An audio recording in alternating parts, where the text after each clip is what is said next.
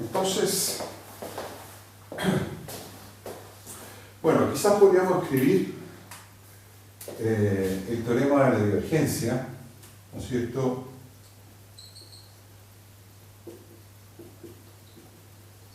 O teorema de Gauss, pero simplemente el resultado final. Entonces, nosotros estamos aquí con un dominio omega o un volumen omega que satisface la siguiente hipótesis. Su borde tiene que ser una superficie regular orientable, o orientable simplemente. O podría eventualmente ser orientable por pedazos, ¿de acuerdo? O sea, una unión finita de superficies, cada una de ellas orientable y regular, y que orientamos según la normal exterior. Y tenemos un campo de velocidad, por ejemplo, o un campo vectorial, que tiene que ser de clase C1. O sea, esto que está aquí tiene que ser de clase C1 de omega. ¿De acuerdo? Entonces, la triple integral sobre omega de la divergencia de B no es otra cosa que el flujo sobre la frontera de B punto dA. Eso de ahí es n dA, y esta n es la normal exterior. ¿De acuerdo? Ese es el teorema, que por ahora no hemos visto su demostración. Ya vamos a tratar de ver algo intuitivo que nos muestre cómo se prueba este teorema. Para eso vamos a usar la integral de flujo y la interpretación que vimos en algún momento de quién es la divergencia de B en un punto. ¿Ya? ¿Estamos de acuerdo? Consultas. Entonces, para familiarizarnos con este teorema, estábamos estudiando campo eléctrico, campos eléctricos. O eléctricos en el espacio. ¿De acuerdo? En R3. Entonces, el campo eléctrico más simple que a uno se le puede ocurrir es generado por una carga,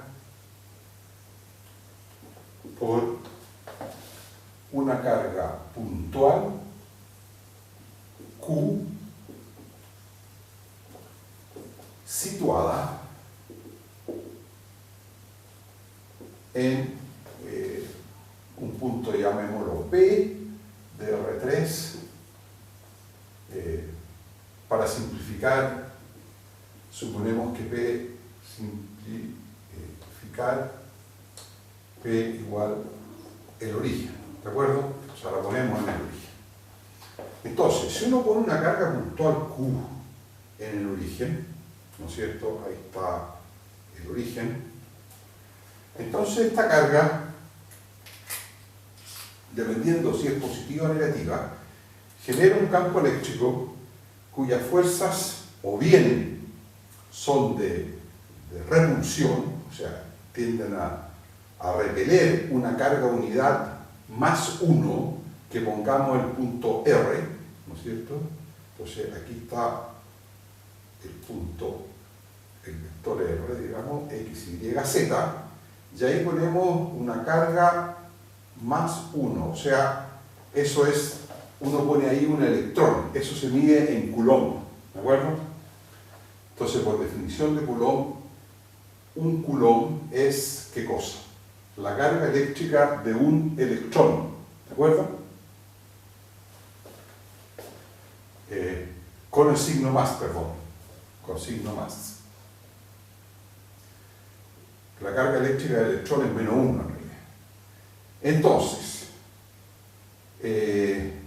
este campo eléctrico, ¿no es cierto?, va a ser de repulsión si este Q es positivo, o podría ser de atracción si el Q es negativo, ¿de acuerdo? Porque cargas de distintos signos se atraen, ¿no es cierto? Entonces este sería un campo. Además este campo es radial, ¿no es cierto? Etcétera. ¿Ya? Entonces, ese campo eléctrico, ¿cuánto vale? En el punto R, o sea, ahí, ¿cuánto vale la fuerza? Vale Q partido una constante que depende del medio, supongamos que el vacío, entonces colocamos epsilon 0, veces R vector partido por R. ¿Ya? O, si ustedes quieren, Q partido por 4 pi epsilon 0 R unitario, pero partido por R cuadrado. ¿De acuerdo? O sea, la carga, la fuerza es inversamente proporcional al cuadrado de la distancia. O sea, este campo eléctrico decae como 1 partido por R cuadrado, a medida que uno se va alejando de la carga Q.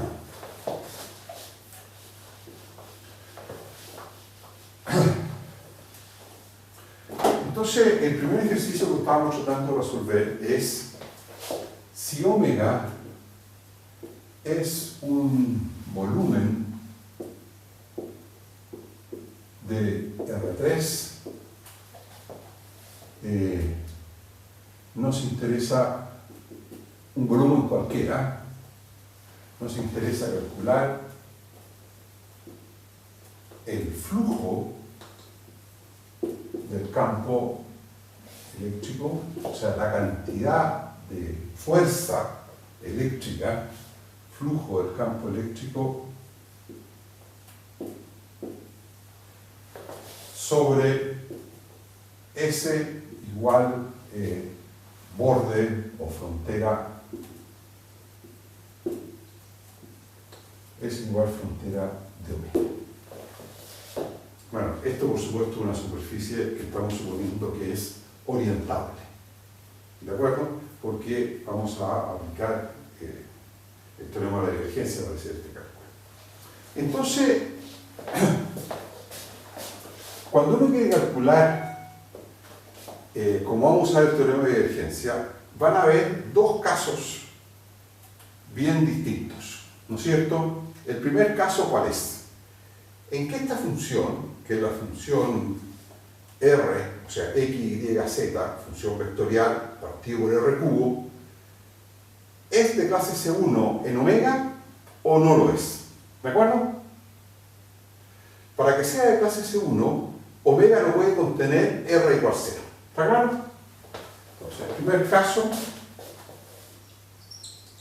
caso número 1, que es el caso entre comillas simple, es que el 0 no está en omega ni tampoco en S, ni en el borde, ¿cierto? Unión S. No está ahí. ¿Ya? Entonces, en ese caso, caso 1, E es de clase C1 y por el teorema de la divergencia, este flujo, o sea, la integral sobre S, ¿no es cierto?, de E punto dA, es exactamente igual a la triple integral sobre omega de la divergencia del campo E de x, de y, de z, o sea, de B. Entonces, para poder calcular esto, comencemos calculando la divergencia de este campo. Entonces, aquí hay que calcular simplemente un par de derivadas parciales.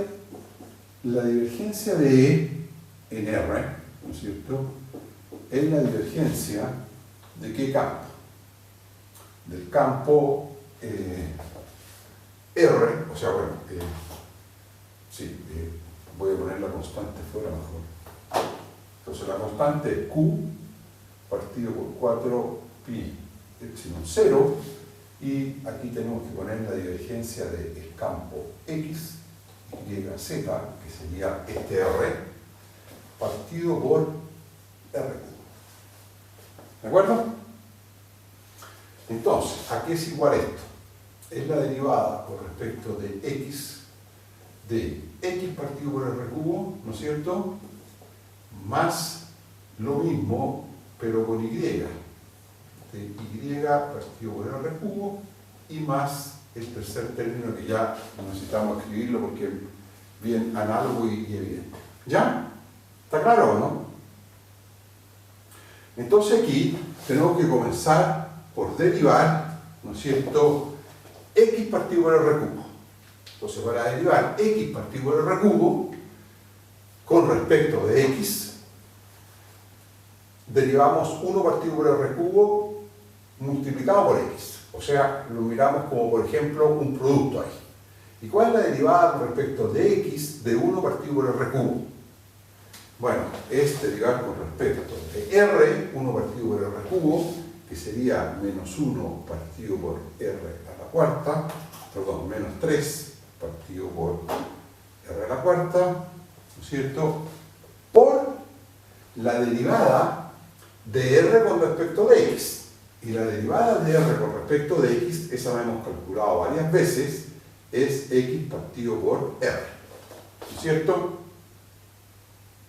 Esta es, la voy a poner aquí, es la derivada de r con respecto de x. ¿Ya? Y eso multiplicado por x. Más 1 partido por r cubo por la derivada de x con respecto de x, que es 1. ¿Ya? Bueno, y ahora queda un término completamente análogo, pero en donde y pasa a jugar el rol de x, o sea, sería menos 3 r a la cuarta por y partido por r más 1 partido por r cubo, y más el término menos 3 partido por r a la cuarta, z partido por r más 1 partido por r cubo. ¿Estamos de acuerdo? ¿Cómo sería el cuadrado? ¿Ah? Sería el cuadrado. ¿Falta un cuadrado?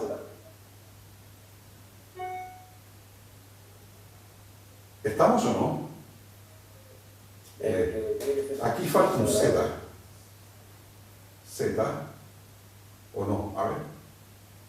Sí.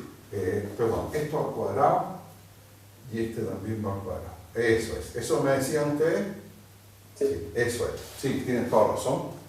O sea, esto es menos, paréntesis, 3 partido por r a la quinta. Ahora, aquí hay un x cuadrado, acá hay un y cuadrado, acá hay un z cuadrado, y eso sumado da r cuadrado. Y más 1 partido por r cubo, resultado final, 0. ¿De acuerdo? Luego, en este caso,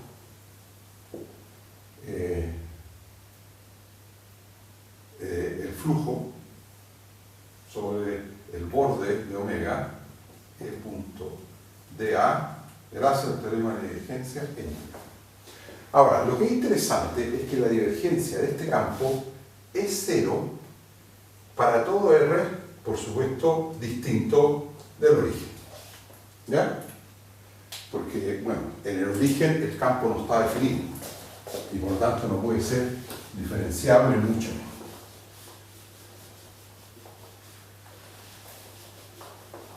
Es como el campo gravitatorio, que en el origen tampoco está bien definido. Porque tiene un... ¿Sí? ¿Usted me consulta?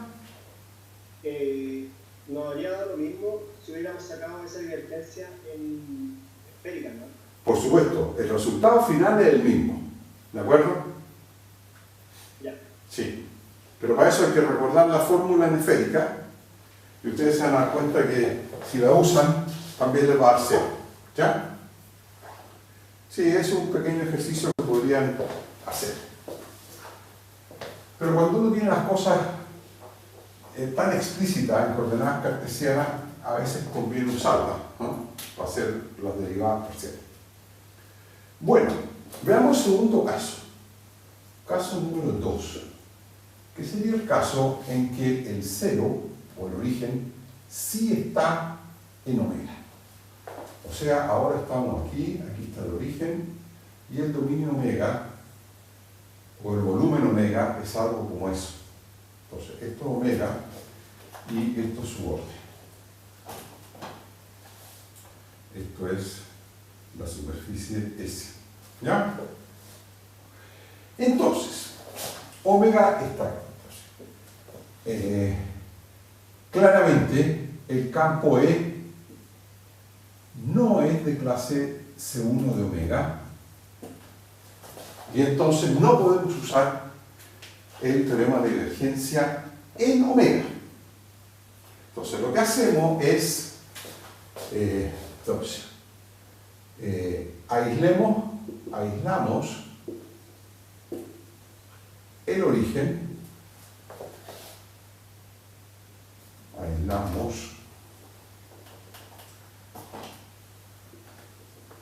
o sacando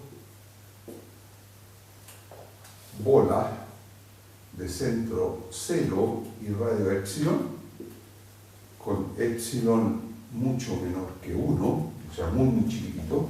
Entonces, sacando la bola con eso de omega. ¿De acuerdo? Entonces, definimos el dominio omega epsilon, que sería omega sin la bola de centro 0 y radio epsilon. Y si ustedes quieren, pongo una barra ahí para sacar también el borde de esto, sería eso, ¿no es cierto? Entonces, este es epsilon mayor que 0, pero muy chico, ¿de acuerdo? Y este sería el dominio omega epsilon, que sería todo omega al que le hemos quitado, ¿no es cierto?, esa bola, ¿de acuerdo? Y entonces, en omega epsilon, el campo sí es de clase C1, porque omega epsilon tiene aislado el origen y por lo tanto el único punto donde el campo podría ser indefinido y no ser diferenciado. Entonces, lo que vamos a hacer ahora es, E está en eso, y al aplicar teorema de la divergencia en omega epsilon, ¿qué cosa se obtiene? Se obtiene que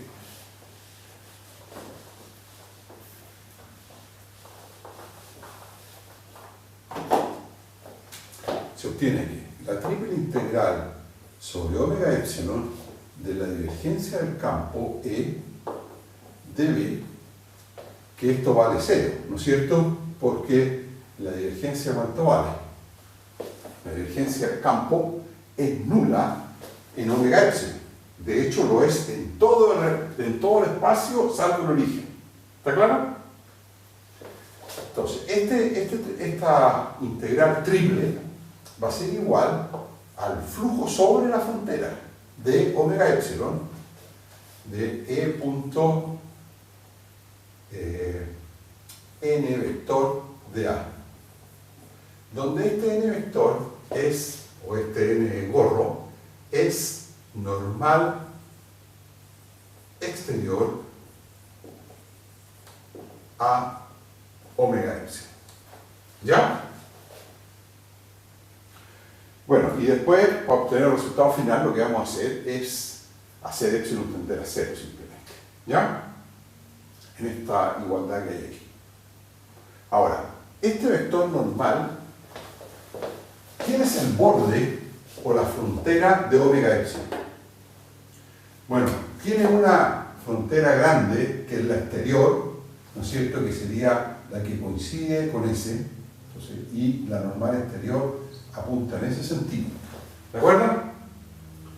Y después tiene este borde, ¿no es cierto?, que es el borde de la bola de centro 0 y radio epsilon, y en donde la normal apunta hacia el interior del dominio, o hacia el exterior de omega epsilon, interior de la bola. ¿Está claro? epsilon es orientable, ¿no? El borde sí, porque él Eso. tiene dos pedazos, ¿están de acuerdo? Uno es ese, que está, por hipótesis, orientable, ¿está claro? Sí. Y el otro es el borde de esta bola, que es una esfera, y eso es siempre orientable. ¿Ya?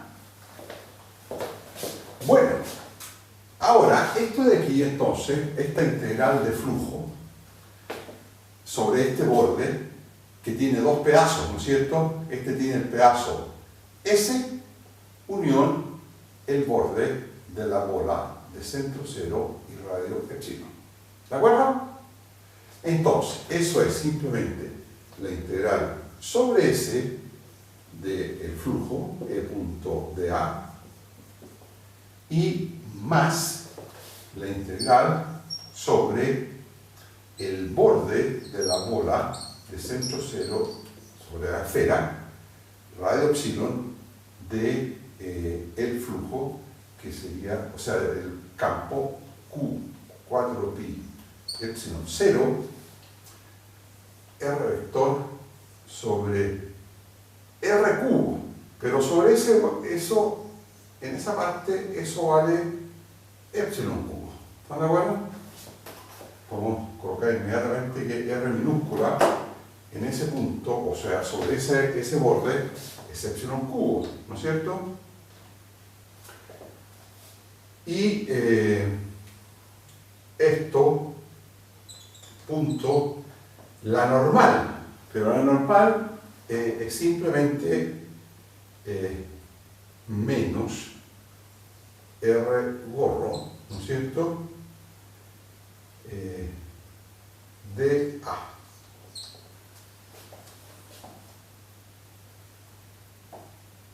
¿Ya? Profe, ¿por qué el menos? Porque la normal es exterior a omega epsilon, o sea, interior a la bola.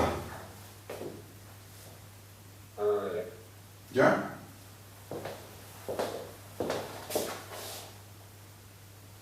Ahora,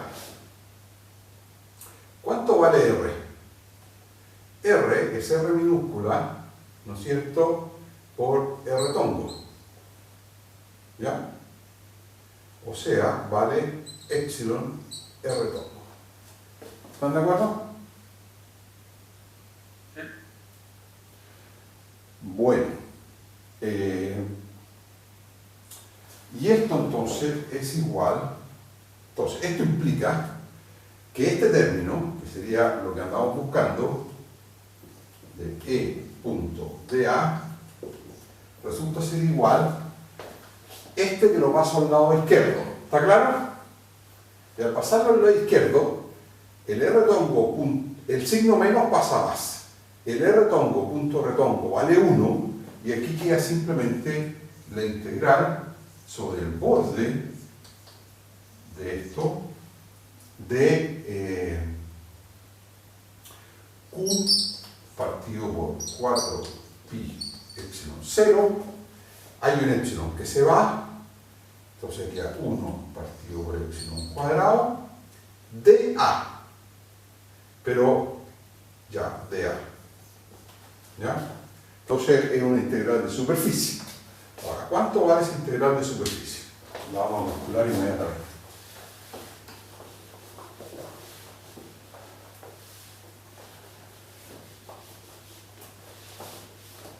Entonces, para eso podemos usar coordenadas esféricas. Entonces, bueno, primero todo lo que es constante sale fuera, 4pi epsilon 0 epsilon cuadrado, y ahora esto sería la integral entre 0 y 2pi, parametrizamos eso, ¿no es cierto? Integral entre 0 y pi, ¿no es cierto? El ángulo phi, el ángulo teta, dA. ¿Y cuánto vale el dA en esféricas? ¿Se acuerdan? El dA en esféricas es... Sí, es R cuadrado, o sea, epsilon cuadrado, seno de phi. ¿no? De teta de phi. ¿Ya? Entonces, aquí hay un epsilon cuadrado que se va, y esto queda 2pi q partido por 4pi epsilon 0. La integral sobre el teta ya la hice, y me queda la integral entre 0 y pi de seno de phi de phi. Pero esta integral ya la hemos calculado. Esto es menos coseno de phi entre 0 y pi, o sea, esto es 2. Resultado final, q partido por epsilon 0. ¿Ya? Porque aquí hay un 2, hay un 2pi, todo eso queda un 2, que se termina yendo con ese 2, y el resultado final es simplemente q sobre epsilon 0. Ahora, esto es en el caso de que el origen esté contenido en omega. ¿No es cierto? Que es donde tenemos la carga Q que está ahí. Entonces el resultado final, en este caso se puede decir que es igual a ¿qué cosa? A la carga encerrada por omega partido por la permitividad del vacío. ¿Está claro? Resultado número 2. Por caso 2, ¿Profe, tengo una pregunta? sí, por supuesto. Es que la integral doble, es Sí. justo la que... la Está- integral doble de E punto de A, Sí. nos había dado 0 en el cálculo anterior, ¿verdad? En el cálculo... Sí, dio 0 porque usamos el teorema de divergencia y la divergencia es nula. Entonces la integral de 0, 0. Pero en este caso como que nos daba, o sea, no podemos usar el mismo cálculo que usamos en el caso anterior para este. No, porque... es que todavía no hemos hecho epsilon tender a 0, claro. No, estamos listos. Esto no depende de epsilon, y por lo tanto es esta es la integral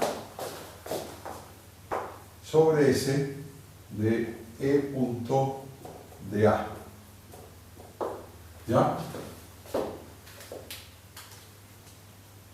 A lo que me refiero es que esa es la integral que habíamos calculado antes Sí. y nos había dado 0. Claro, lo hicimos usando el teorema de la divergencia. ¿Se acuerdan? Pero ahora no podemos usar el teorema de divergencia en omega, porque el campo E no es de clase 0. ¿Está claro? Aquí está el dominio omega. El campo E, en este ejemplo, en este caso, no es de clase C1 de omega, porque el campo E se indefine en el origen. ¿Ya? Y entonces, ¿cuál es el truquito? El truquito es sacar un pedacito aquí, ¿no es cierto?, una bola de radio epsilon, y trabajar en este dominio que estamos llamando omega epsilon, que es omega menos esa bola. Centro 0 y radio epsilon.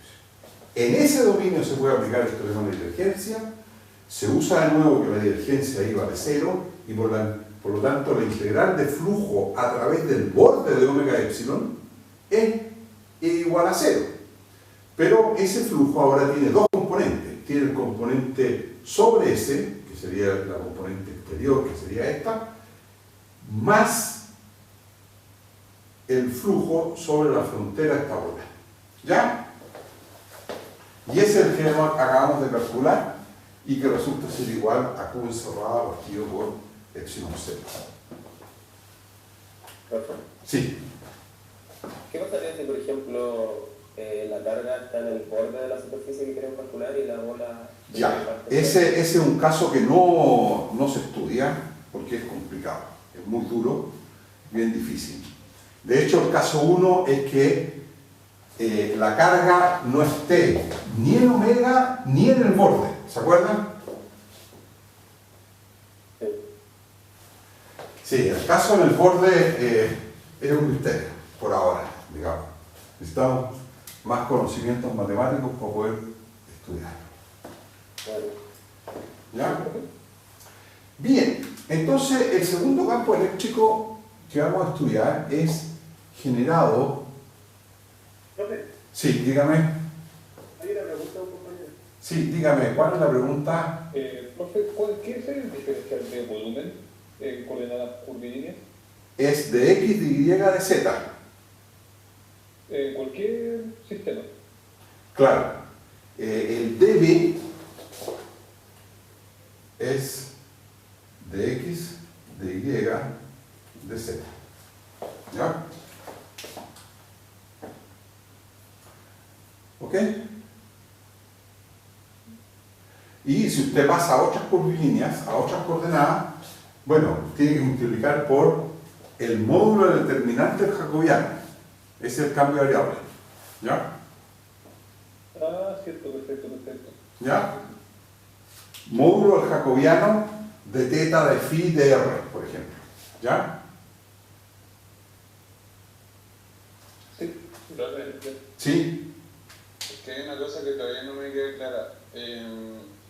Nosotros ya calculamos, para este caso, Sí. cuando aislamos el origen, Ya. estamos calculando la integral triple en el borde de omega epsilon, ¿verdad? No, dentro de omega epsilon, no en el borde. Sí, claro. Claro. Y eso, esto sabemos que es cero, ¿no? Sí, es La cero. divergencia es cero. Claro. Exactamente. Pero eso nos da igual también a la integral doble en el borde de omega Sí. de el campo punto de A. Exacto, exacto. Ese es el teorema de la divergencia. Pero eso habíamos sacado también que era cero en el cálculo anterior, ¿o no? No, espérense. A ver. Usted tiene que la integral triple sobre omega epsilon de la divergencia del campo débil es igual a la integral doble sobre la frontera de omega epsilon de E punto N o punto de A, ¿no es cierto? Por campo divergencia de... Ese es el teorema de Green. O sea, perdón, el teorema de Gauss, de la divergencia. ¿Está de acuerdo? Sí. Sí. Ahora, lo que ocurre es que cuando usted está haciendo la integral en omega epsilon, esta integral es la suma de dos integrales, porque el borde de omega epsilon tiene ¿cuántas partes? Dos. Dos. Una que es S, ¿no es cierto? Que es esa, y la otra que es el borde de esta bola. ¿De acuerdo? Entonces aquí usted tiene el flujo a través de dos superficies. Esta usted ya sabe que es cero. Y por lo tanto el flujo, la suma de esos dos flujos que están implícitos ahí, la suma de los dos es cero. Y por lo tanto uno de ellos es menos el otro. ¿Está de acuerdo? Sí, sí.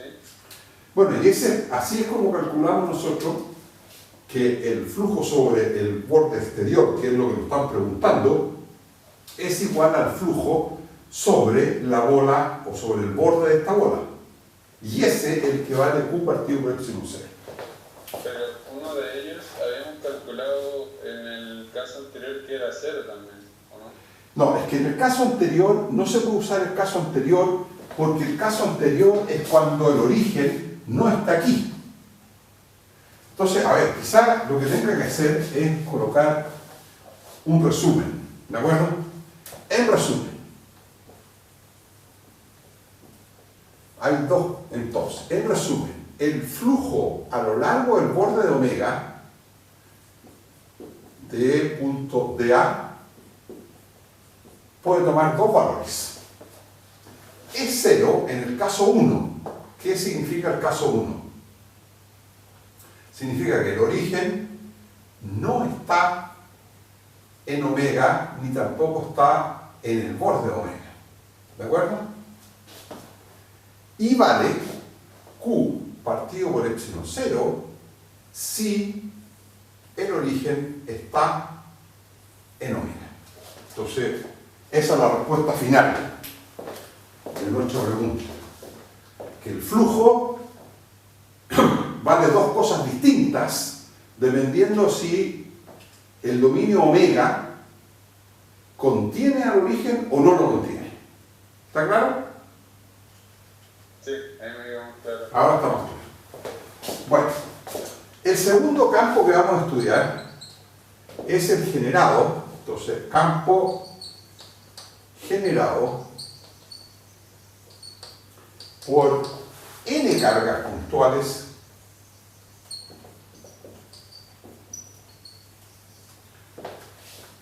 llamémoslas Q sub 1, Q sub 2 hasta Q sub n en posiciones todas distintas, por supuesto, que vamos a llamar P sub 1, P sub 2 hasta P sub n. Entonces,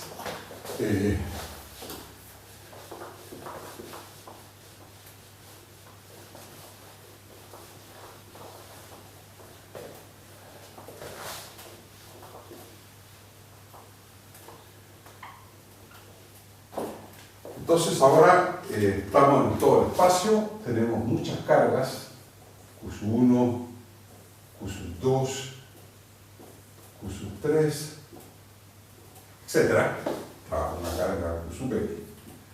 Entonces, ahora, cada una de estas genera un campo eléctrico, ¿de acuerdo? Que puede ser de repulsión o de atracción, dependiendo del signo, ¿está claro? Entonces la pregunta es, ¿cuál es el campo eléctrico que genera? Bueno, el campo eléctrico es, como todas estas cargas son independientes, es simplemente ¿qué cosa? Cuando ustedes ponen una carga unidad por aquí, esta carga unidad Q, ¿no es cierto?, igual 1, ¿ya? Y en posición, digamos, ahí está el origen, ¿no es cierto?, posición R. Creo que Sí, se podría intentar no escribir con ese lápiz que... ya, perfecto. Sí. Sea un poco que... Sí, ya lo eché. Entonces, aquí está el origen. Este es ponemos una carga puntual 1 en la posición R, X, Y, Z. Y la pregunta que vamos a tratar de responder es ¿cuánto vale el campo eléctrico generado por estas N cargas en R? Bueno, la respuesta es simple. Esta carga de aquí es tironeada por cada una de estas cargas con cierta fuerza y campos que conocemos. ¿Están de acuerdo? ¿Cuál es la fuerza resultante? Bueno, es simplemente la suma, ¿no es cierto?, desde I igual 1 a N de cómo es tironeada por la iésima de esta, que es eso. Entonces es R menos P sub I partido por la norma de R menos P sub I cubo. ¿Ya? Ustedes quieren, este es el campo eléctrico generado por Q sub I. Lo podemos llamar E sub I de R. ¿Ya? ¿Estamos? Entonces ahora, si omega es un volumen de frontera, ¿cómo se llama?, orientable, entonces el flujo a través de frontera, llamémosla S, orientable, entonces este sería flujo de E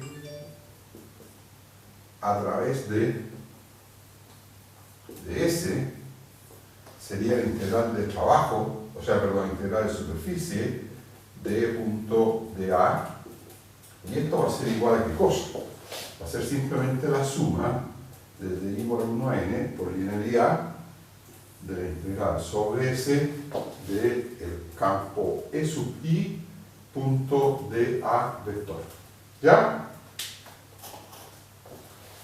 De A vector. Pero, ¿qué sabemos de cada uno de estos flujos? Pero, ¿qué sabemos nosotros de este flujo? Del campo E sub I de A. ¿Ah? Este tiene dos posibilidades. Es cero si, ¿qué cosa ocurre? Si el origen, o el punto... Claro, si el P sub I no pertenece a omega unión S, ¿no es cierto? Y vale Q sub I partido por epsilon 0 si, ¿qué cosa pasa? Si el P sub I está en omega, ¿no es cierto? Y entonces, yo les pregunto a ustedes, ¿cuánto vale el flujo sobre esto?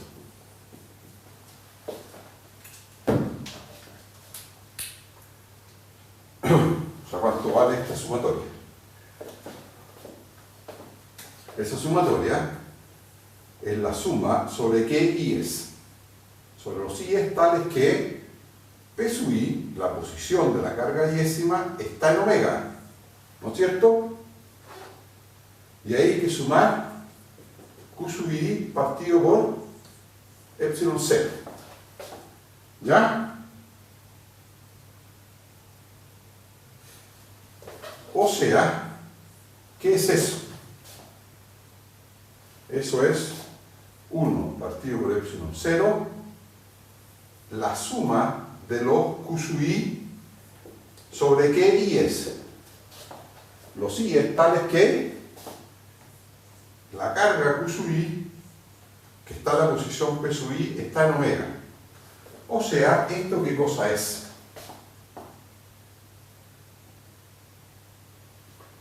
La carga está encerrada. Carga Q encerrada, de nuevo, ¿no es cierto? Por omega, partido por epsilon 0. ¿Ya? Bueno, estamos viendo algo que empieza a repetirse, y esto es una ley, y eso es lo que se conoce, que la descubrió Gauss. Gauss descubrió que el flujo a través de la frontera de un campo eléctrico es igual a la carga encerrada partido por la carga, partido por epsilon 0, o sea, por la permitividad de... Bueno, creo que podríamos hacer un break, ¿les parece? Antes de seguir. Bueno, a la vuelta del break vamos a ver qué pasa ahora, no con cargas puntuales, sino que nos vamos a preguntar, parecido a lo que estábamos haciendo ahora, pero ¿qué ocurre con este flujo?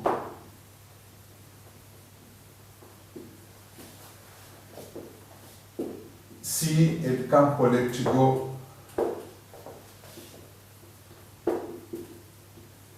lo genera una distribución continua ahora, no discreta, continua de carga. Por ejemplo, tenemos un alambre cargado, que sería, en el caso de que la distribución sea a lo largo de algo de dimensión 1, una curva, digamos, o una, ¿cómo se llama? Una superficie cargada, una superficie, ¿no es cierto?, cargada con una cierta densidad superficial, ¿no es cierto?, de carga. Bueno, en el caso del alambre, en el caso de una curva, vamos a suponer que está cargado con una densidad lineal, o sea, por unidad de largo de carga. Y en el caso de la superficie, por unidad de superficie. ¿Ya? ¿Está clara la pregunta? Que la vamos a abordar regresando al break. Bueno. Pensemos qué ocurre con el flujo, ¿no es cierto?, cuando esto generaba una distribución continua de carga. Entonces, el primer ejemplo que vamos a ver, entonces, ejemplo 1, y que en parte le voy a pedir a los profesores auxiliares que lo vean. Entonces, esto es compartido con la auxiliar. ¿Ya? Entonces, pensemos en un alambre infinito.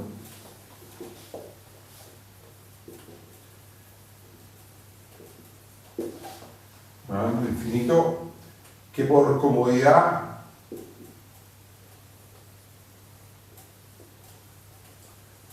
lo hacemos coincidir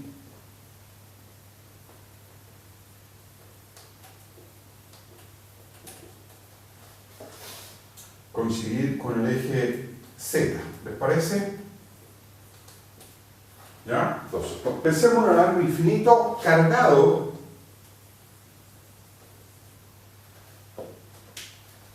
con una densidad lineal de carga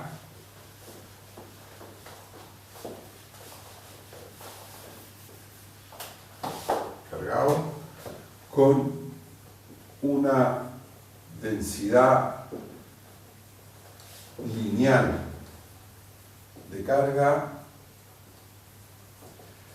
dada por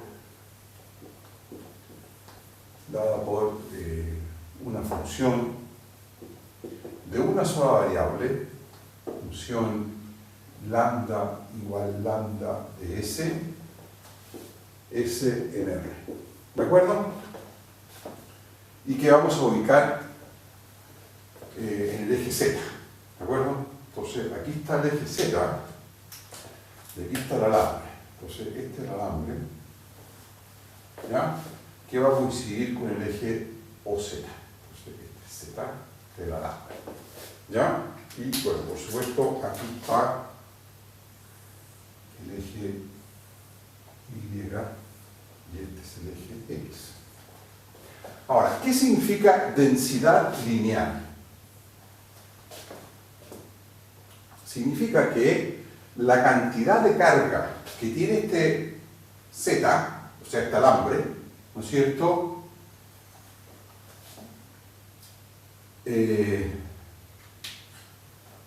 en un intervalo delta S, ¿no es cierto? Entonces, si uno toma aquí, este es S, ¿no es cierto?, y uno en torno de S toma un elemento de largo delta S, ¿ya? ¿Ok? Entonces, la cantidad de carga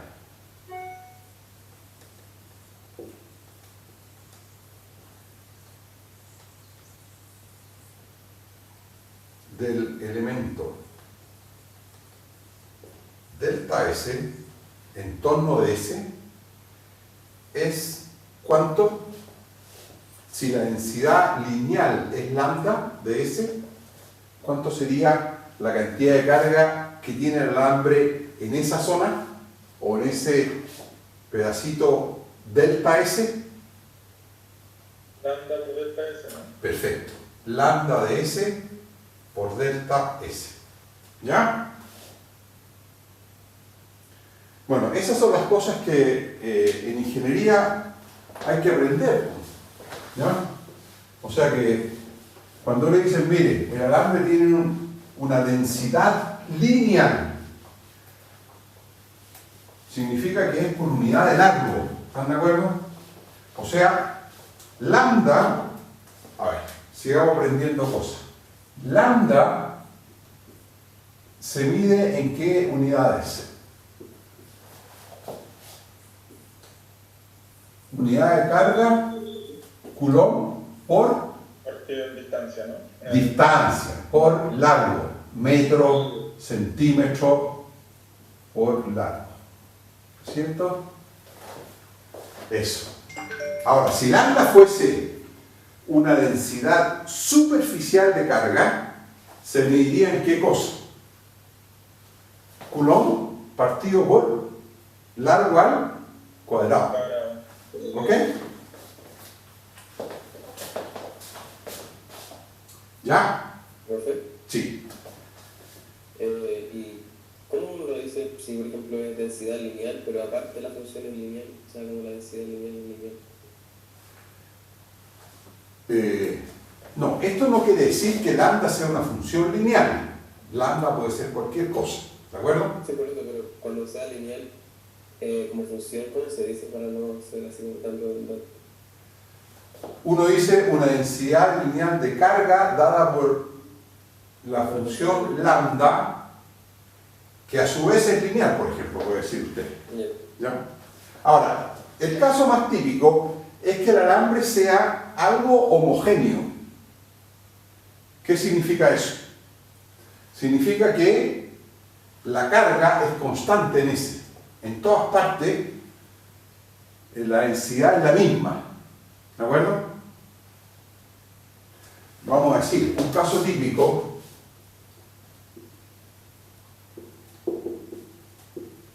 es cuando el alambre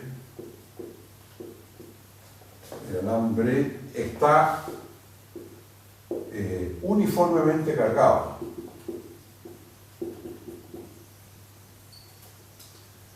Esto es lambda igual lambda de S igual Q igual constante. O sea, ¿qué significa eso? Significa que en todas partes la cantidad de carga que hay por unidad de largo es la misma y es igual a Q. ¿De acuerdo? ¿Ya? ¿Profe? Sí. Esa Q no es la carga total de la lámpara. No, bueno, esa es la primera pregunta una de las primeras preguntas. No, la carga total del alambre en ese caso sería infinita, digamos, porque en cada delta S hay Q y la carga total es la suma de todas esas cosas, digamos. ¿Ah? Pero el truco en este caso no sería tirar un cilindro, y hacerlo como si fuera chiquito. Bueno, claro, pero aquí estamos haciendo la idealización que el alambre es unidimensional y por eso que lo superponemos con el eje Z. ¿Está de acuerdo? ¿Ya? Bueno, entonces la primera pregunta que vamos a tratar de responder es, primera pregunta, ¿cuál es el campo eléctrico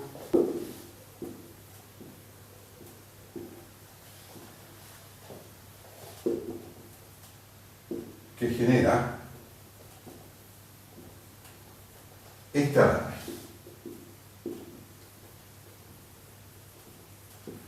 O sea, ¿cuál es la pregunta que uno trata de responder en ese caso? Uno se dice, bueno, me voy a dar un punto R de coordenadas X, Y, Z y ahí voy a colocar una carga más 1. ¿De acuerdo? Y la pregunta que nos vamos a hacer es ¿cómo se llama? ¿Qué fuerza, ¿no es cierto?, ejerce este alambre sobre este? ¿De acuerdo? ¿Ya? Sí. ¿Cuál es el campo eléctrico que genera este alambre? Es decir, ¿quién es el campo eléctrico en el punto R? ¿Ya? Entonces, una forma de responder es hacerlo razonando por sumas de Riemann. O sea, ¿qué significa eso? Uno, todo el eje Z lo descompone en una partición, ¿de acuerdo? Partición en donde aquí uno tiene, no quiero dibujar mucho esto porque este método S sub i menos 1, S sub i, y uno sigue hacia arriba y sigue hacia abajo, ¿de acuerdo? ¿Ya? Y entonces, cada delta S sub i multiplicado por lambda en algún punto intermedio de delta S sub i es la cantidad de carga que habría aquí. ¿Están de acuerdo? Entonces, esa carga que la podemos imaginar o la podemos asimilar a una carga puntual en el centro de delta sub i, de delta S sub i, para delta S sub i suficientemente chico para cuando la partición tiende a cero, ¿ya? Entonces asimilamos a que toda la carga está concentrada en el centro, ¿de acuerdo? La carga lambda, S sub lambda en el centro multiplicando delta S sub i es como si fuera una carga puntual en el centro, ¿están de acuerdo? Entonces ella genera un campo eléctrico, ¿de acuerdo? Que tiene un cierto valor. Y ese campo eléctrico en este punto R vale algo, que es lambda en el centro multiplicando a delta S sub i, ¿no es cierto?, partido por 4pi epsilon 0, R menos S, este punto S, según K unitario, partido por la norma de R menos SK unitario al cubo. ¿De acuerdo? ¿Están de acuerdo? Y eso lo sumamos sobre todos los i. Y esa suma es una suma de qué tipo? Suma de Riemann. Y ahí, a continuación, ¿qué hacemos? Tomamos el límite de esa suma de Riemann cuando ¿qué cosa ocurre? La partición tiende a cero. Y el resultado final va a ser ¿qué cosa? Este campo va a ser ¿qué? Una integral.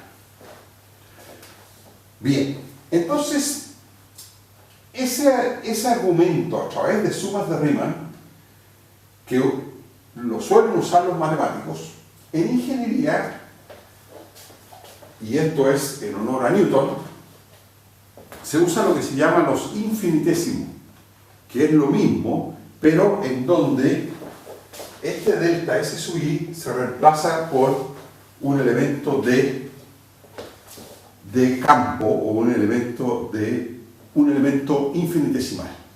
¿Ya? Entonces, hay dos estrategias para, entonces, dos estrategias.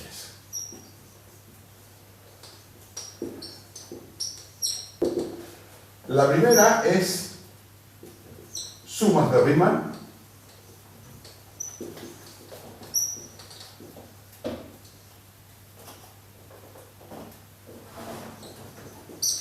Y la segunda es por elementos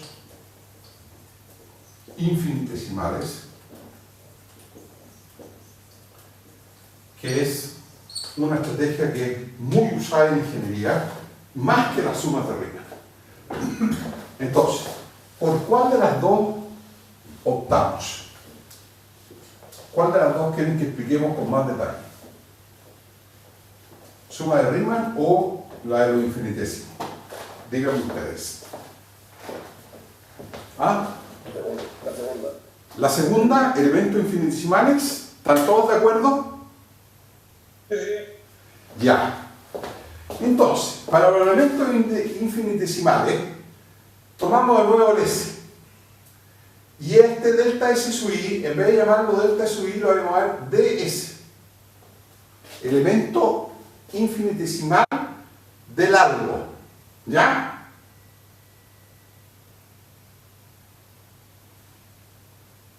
Sí. Entonces, en el elemento infinitesimal ds, el alambre, ¿cuánta carga tiene?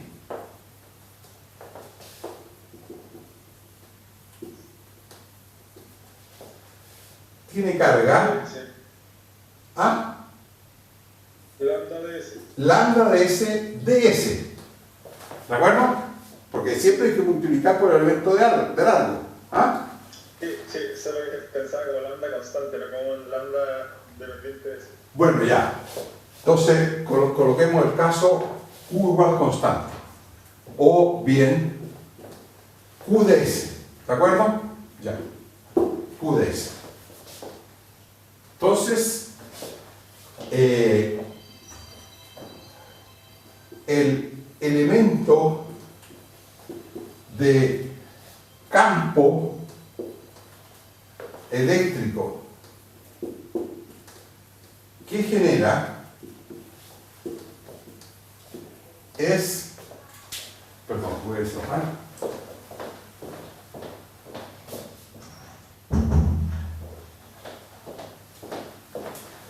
Es D, que sería igual a cuánto. Ustedes me dicen.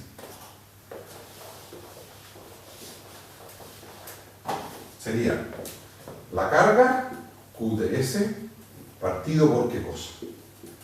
4pi epsilon 0, entonces sería R menos S K unitario, que es la posición donde estaría esa carga, la carga Q de S, partido por la norma de R menos SK unitario al cubo.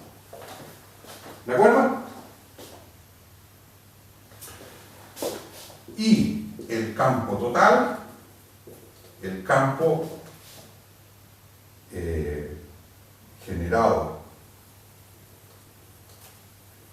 por lo que podríamos decir todos los de S,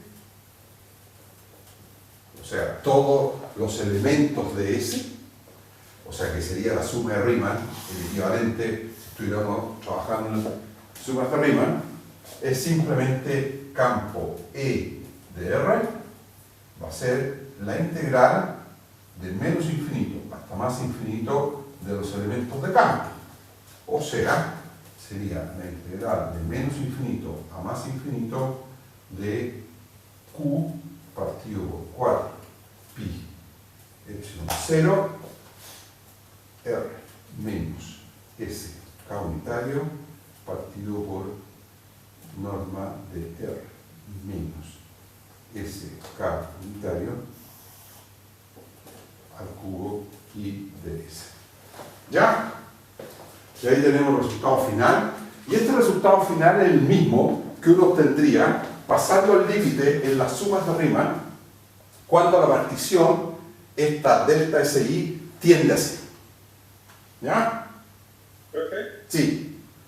Pero el llegar a este resultado y al final llegar a estas fórmulas es más bien para complementar un poco lo que estábamos hablando sobre carga, o también va a tener una relación ahora con el teorema de la divergencia. Bueno, primero tenemos que calcular el campo eléctrico y a continuación vamos a calcular el flujo a través de la frontera y para eso hay que usar el teorema de divergencia. ¿Ya? Mi pregunta, interesante. ¿Ya? Ahora, esta es una integral de un campo vectorial y por eso que, o sea, en el fondo son tres integrales. ¿Ah? O sea, esa integral es Q partido por 4 pi epsilon 0.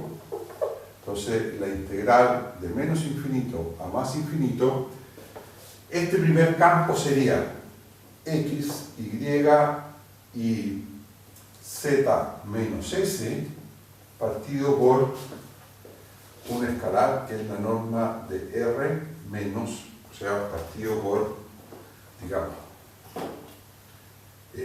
la raíz cuadrada de x cuadrado más y cuadrado más z menos s al cuadrado y todo eso elevado al cubo de S. O sea, aquí hay tres integrales. La primera es integral de menos infinito más infinito de x partido por todo esto, la de y partido por todo esto, y la de z menos s partido por todo eso. ¿Ya? ¿Me están siguiendo? Ya. Entonces, para calcular esta integral vectorial, lo primero que vamos a hacer es colocar S' igual a Z menos S. ¿Ya? Entonces quedaría Q partido por 4 pi epsilon 0. Entonces quedaría la integral desde más infinito a menos infinito, porque tiene un signo menos ahí, de x, y, S' partido por la raíz de, bueno, este sería x cuadrado más y cuadrado, coordenadas cilíndricas rho cuadrado, más S' cuadrado, y todo esto elevado al cubo, y ds, pero el ds es menos ds'. ¿Ya? Entonces aquí podríamos volver a colocar la integral de menos a más infinito y eliminar ese signo menos. ¿Está claro? No entendí cuando cambió los límites de integración. Claro, porque cuando S vale menos infinito, S' ¿cuánto vale?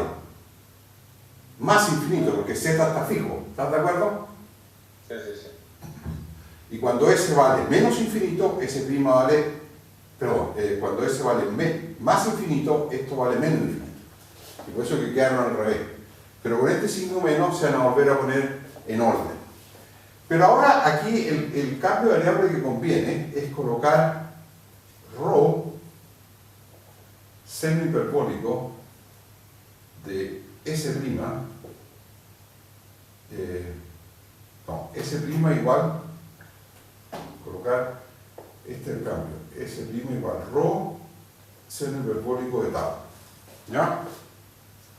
Entonces, cuando S' vale menos infinito, esto conserva, el S' conserva el mismo límite, entonces esto es Q partido por 4 pi epsilon 0. Bueno, aquí este signo menos lo pongo del menos infinito más infinito, lo absorbo en el cambio de índices, y aquí tendría x, y, ρ seno hiperbólico de tau partido por la raíz de ρ cuadrado factor de 1 más S' cuadrado, pero S' cuadrado ¿cuánto es? Es ρ cuadrado, que está en factor común, seno hiperbólico al cuadrado de tau. O sea, eso es, si no me equivoco, coseno hiperbólico, ¿no? Cuadrado de tau. Y todo esto elevado al cubo. Y ahora, ¿cuánto vale ds'? ds' es ρ coseno hiperbólico de tau de tau. ¿Ya? Ahora bien, esto vale entonces Q partido por 4 pi epsilon 0. Entonces, aquí tendríamos ρ cuadrado coseno cuadrado con la raíz que sería ρ coseno hiperbólico al cubo. Con lo que está arriba se simplifica este cubo y queda un 2. ¿Ya? Entonces quedaría la integral de menos infinito a más infinito de x, y, ρ seno hiperbólico de tau partido por, habíamos dicho, ρ cuadrado coseno hiperbólico cuadrado de tau de tau. ¿Ya? Entonces,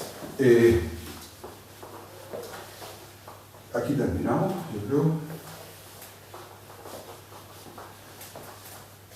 No se me vaya a pasar el tiempo. Entonces, esto es igual a Q partido partido por 4 pi epsilon 0. Y aquí hay 3 integrales.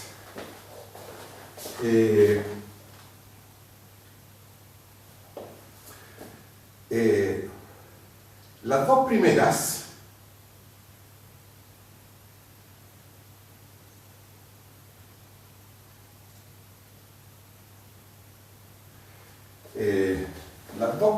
son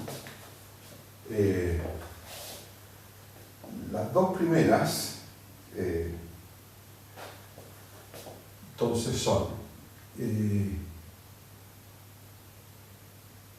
las podemos colocar como una suma en realidad. Entonces esta es la integral de menos infinito a más infinito del vector ρ, que sería x, y, y esta en 0, después le vamos a sumar la otra, ¿ya?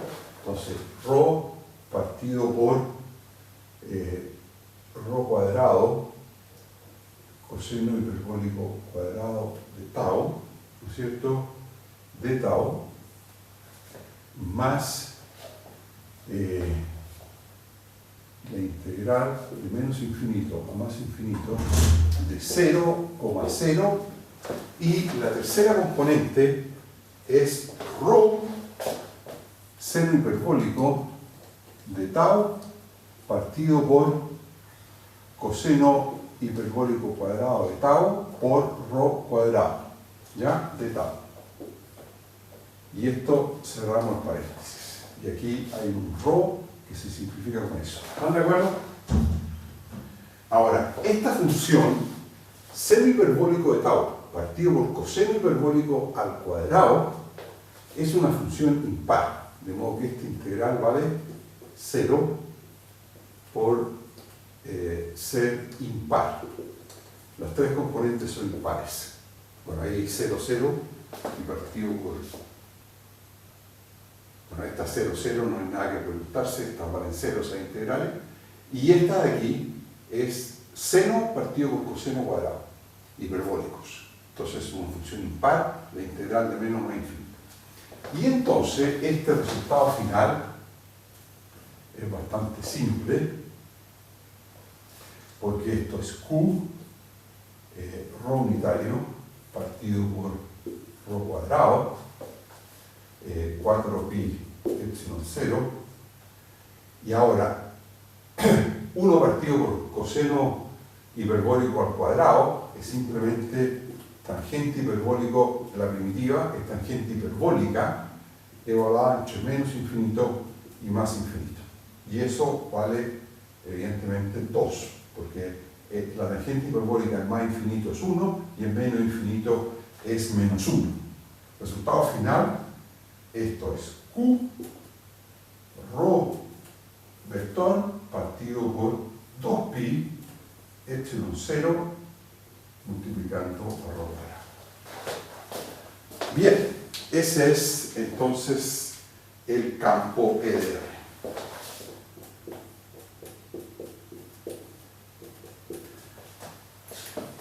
Entonces, en la clase auxiliar le voy a pedir a Ignacio o a Felipe, no, a AB o a, perdón, Luis, que prueben que bueno, esto por supuesto está indefinido cuando ρ vale 0, o sea, sobre el eje Z, sobre el alambre, pero fuera de eso tiene divergencia nula también, ¿ya? Y calcular el flujo a través de la frontera de un dominio omega cualquiera. ¿Ya? ¿Profe? Sí. Profe, y si estuviera en este alambre, por simetría, no podría decir que sería 0, ¿no? Porque al ser infinitamente largo. No, ¿por qué? A ver, ¿no? No, ¿por qué? Porque si usted se va